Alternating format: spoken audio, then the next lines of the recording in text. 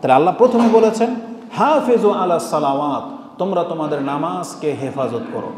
এটা কাদের গুণ জানেন? নামাজের হেফাজত কারা করে থাকে?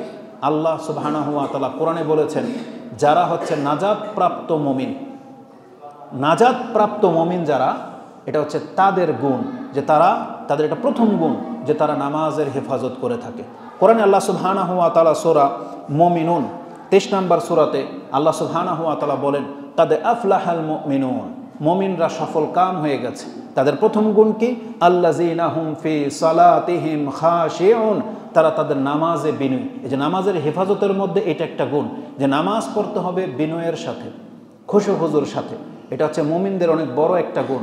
এবং আল্লাহ সুবহানাহু ওয়া তাআলা বলেছেন, এরা তো ওই চরিত্রের, ওয়াল্লাযীনা হুম আলা সালাওয়াতিহিম ইউহাফিজুন, যারা তাদের নামাজগুলোকে হেফাজত করে। কারা তারা? আল মুমিনুন। আর এটা করলে কি হবে? কাদ আফলাহা, তারা নাজাত পেয়ে গেল, তারা সফল কাম হয়ে গেল। আল্লাহ গুণ দিয়ে শুরু করেছেন, তারপরে তাদের কর্মটা উল্লেখ করেছেন। আল্লাহ সুবহানাহু ওয়া তাআলা বলেন, যারা এই চরিত্রের মুমিন, যারা তাদের 5 ওয়াক্ত নামাজকে হেফাজত করে, তাদের জাযা কি? আল্লাহ বলেছেন, উলাইকা হুমুল ওয়ারিসুন, তারা হবে ওয়ারিস। কিসের? আল্লাযীনা ইয়ারিসুনাল ফিরদাউসা হুম ফিহা খালিদুন, এরা হবে জান্নাতুল ফিরদাউসের ওয়ারিস এবং সেখানে তারা চিরস্থায়ী বসবাস করবে। এই আয়াত বহুবার হয়তো শুনেছেন, আজকে আমি একটা ভিন্ন কিছু আপনাকে দেখাই। আল্লাহ সুবহানাহু ওয়া তাআলা বলেছেন, যারা নামাজের হেফাজতকারী হয় তাদের জাযা স্বরূপ আল্লাহ বলে নাই যে আমি তাদেরকে জান্নাত দেব, বরং আল্লাহ বলেছেন তারা হলো জান্নাতুল ফিরদাউসের ওয়ারিস হবে। মানে ওয়ারিস সূত্রে তাদেরকে আমি জান্নাতুল ফিরদাউস গিফট হিসেবে দেব। তার মানে নামাজ পড়া এটা আপনাকে জান্নাতে নিয়ে যাবে, কিন্তু নামাজকে যারা হেফাজত করে আল্লাহ তাদেরকে সুউচ্চ জান্নাতের সুসংবাদ দিচ্ছেন। তার মানে আমি আর আপনি অত ইবাদতকারী হই নাই যে আমরা জান্নাতুল ফিরদাউসের মালিক হইতে পারি। ওইটা কাদের? নবীগণ, আম্বিয়াগণ, সিদ্দিক, সোহাদাগণ নিয়ে নেবেন। কিন্তু সাধারণভাবে নামাজি হয় জান্নাতের গ্যারান্টি পাবেন, যে হ্যাঁ যারা নামাজ আদায় করে তারা জান্নাতি, এতে কোনো সন্দেহ নাই। কিন্তু আল্লাহ কি বলেছেন জানেন? তাদেরকে আমি জান্নাতুল ফিরদাউস ওয়ারিস হিসেবে দিয়ে দিব। ওয়ারিস কারা হয়? যেমন একটা হলো আপনার সম্পত্তি, আপনার ইনকাম, আপনার মেহনত, আর আরেকটা হলো পিতামাতার সূত্রে, দাদা দাদি থেকে, দাদা নানা থেকে আপনি ওয়ারিস হয়েছেন। তাহলে সেটা কি আপনার হাতের কামাই? তাহলে আপনি যে বাবার সূত্রে ওয়ারিসে বাড়ির জমির মালিক হলেন, কিসের ভিত্তিতে? শুধু তার সন্তান হওয়ার কারণে, রক্তের সাথে সম্পর্ক থাকার কারণে।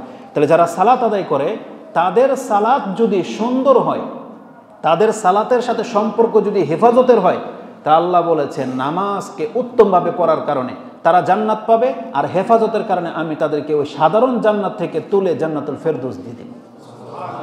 আর এই সম্পর্কে একটা চমৎকার একটা আল্লাহর দিক নির্দেশনা রয়েছে। জান্নাতুল ফেরদৌস যাদের ওয়ারিস আমাদেরকে করা হবে, নিঃসন্দেহে সেই জায়গাগুলোর মালিক অন্য কেউ ছিল, যেগুলোর ওয়ারিস আমাদেরকে করা হবে। তারা কারা জানেন? যেই জান্নাত হয়তো ফেরাউনের জন্য বরাদ্দ ছিল, বড় বড় স্বৈরাচার হামান কারুন এদের জন্য বরাদ্দ ছিল, বড় বড় কাফেরদের জন্য ধরেন উচ্চমানের জান্নাতকে আল্লাহ প্রস্তুত করে রেখেছিলেন। আর এটা জেনে নেন, দুনিয়াতে আল্লাহ সুবহানাহু ওয়া তাআলা সবাইকে যেমন এক মান দেননি, জান্নাতেও কিন্তু আল্লাহ সবাইকে এক মান দেবেন না। দুনিয়াতে আল্লাহ সুবহানাহু ওয়া তাআলা যেমন কাউকে কুরাইশ বংশের করেছেন, কাউকে ভিন্ন বংশের করেছেন, কাউকে আরব করেছেন, কাউকে অনারব করেছেন, এগুলো কিন্তু মর্যাদার মাপকাঠি। দুনিয়াতে আল্লাহ কাউকে কোটিপতি করেছেন, কাউকে আবার ভিখারি করেছেন, এগুলো মর্যাদার মাপকাঠি। ঠিক তেমনি দুনিয়াতে আল্লাহ কাউকে যেমন নেতৃত্ব দিয়ে সম্মানিত করেছেন, এই ধরনের নেতাদের জন্যও আল্লাহ সন্তুষ্ট হয়ে জান্নাতুল ফেরদৌসের বড় বড় জায়গা আল্লাহ প্রস্তুত করেছিলেন। কিন্তু এই সমস্ত নেতাগুলো যখন দুনিয়া পেয়ে আল্লাহকে ভুলে গেছে, আল্লাহ কিন্তু ওদের ওই বাড়ি ঘরগুলোকে ভেঙে দিবে না, ওদের সেই জায়গাগুলোকে নষ্ট করে দিবে না। আল্লাহ সুবহানাহু ওয়া তাআলা ওই খালি জায়গাগুলো কাদেরকে দেবে? ওই নামাজিদেরকে দেবেন, যেই নামাজিরা হেফাজতের সাথে নামাজ আদায় করেছে। এই কথাটাই রয়েছে হাদিস। আসুন আমি আপনাকে একটা হাদিস দেখাই, যে হাদিসটা ইমাম ইবনু মাজা তিনি তার কিতাবের সর্বশেষ হাদিস 4341 পেয়ে যাবেন। আবু হুরায়রা তিনি বলেন, কালা রাসূলুল্লাহ সাল্লাল্লাহু আলাইহি ওয়াসাল্লাম, মা মিনকুম মিন আহাদিন ইল্লা লাহু মানজিলানে, মানজিলুন ফিল জান্নাহ ও মানজিলুন ফিন নার। তার মানে পৃথিবীতে এমন কোনো মানুষ নাই যাকে সৃষ্টি করার সময় আল্লাহ তার জন্য দুইটা জায়গা নির্ধারণ না করেছেন। তার মানে প্রত্যেকের জন্য জান্নাতে একটা এরিয়া রয়েছে, জাহান্নামে একটা এরিয়া রয়েছে, প্রত্যেকের জন্য। আমরা যদি জান্নাতি হই তাহলে জান্নাতে ঢোকার আগে আমাদেরকে জাহান্নামটাকে দেখানো হবে। ইল্লা উরিয়া মাকানাহু মিনান নার, তাকে অবশ্যই জাহান্নামের জায়গাটা দেখানো হবে এবং বলা হবে, বান্দা তুমি এই জায়গার জন্য সৃষ্টি হয়েছিলে, কিন্তু আমি আল্লাহ তোমাকে ঈমান দিয়ে ধন্য করেছি, আমার প্রতি ঈমান আনার কারণে এটাকে ক্রস পড়ে গেছে আর তোমার জান্নাতেরটা টিক মার্ক হয়ে গেছে।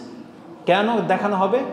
লিয়াজদাদু শুকরান, যাতে করে এই ব্যক্তি জান্নাতে ঢুকে আরও বেশি অন্তর থেকে আল্লাহর প্রশংসা করতে পারে, আল্লাহর শুকরিয়া আদায় করতে পারে। সে তখন অন্তর থেকে আলহামদুলিল্লাহটা এমনভাবে বলবে যে আল্লাহ যদি আমাকে সঠিক রাস্তা না দেখাইতো তাহলে আজকে আমি জাহান্নামে ছিলাম, আল্লাহর রহমতে আমাকে তা থেকে মুক্ত করে জান্নাত দিয়ে দেওয়া হলো, তাহলে তখন অন্তর থেকে সে শুকরিয়া আদায় করবে। আর এই হাদিসে কি রয়েছে? প্রত্যেক ব্যক্তির যেহেতু দুই জায়গাতেই বাড়ি আছে, আল্লাহ সুবহানাহু ওয়া তাআলা ফাইজা মাতা ফাদাখালান নার, ওই জান্নাতুল ফেরদৌসে যাদের বাড়িগুলো ছিল কিন্তু দুনিয়াতে কাফের হওয়ার কারণে, নাস্তিক হওয়ার কারণে, বড় জালেম হওয়ার কারণে যখন সে জান্নাতুল ফেরদৌসকে হারিয়ে দিয়েছে, তখন ওই জায়গাগুলো কি করবেন? ওয়ারিসা আহালুল জান্নাতি মানজিলাহু, তখন ওই জান্নাতটাকে, ওই জান্নাতীদেরকে ওয়ারিস হিসেবে দিয়ে দিবেন।